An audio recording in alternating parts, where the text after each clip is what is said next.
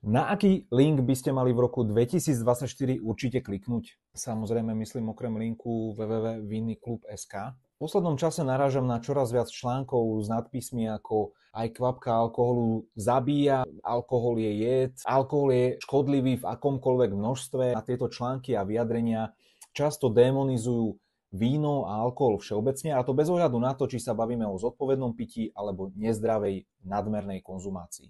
Takýto prístup nielenže poškodzuje povesť vína, ale aj ohrozuje vinárskú komunitu, ktorá pre nás vytvára kultúru, tradície a jedinečné chute. Dokonca aj organizácia UNESCO uznáva víno ako neoddeliteľnú súčasť nehmotného kultúrneho dedičstva.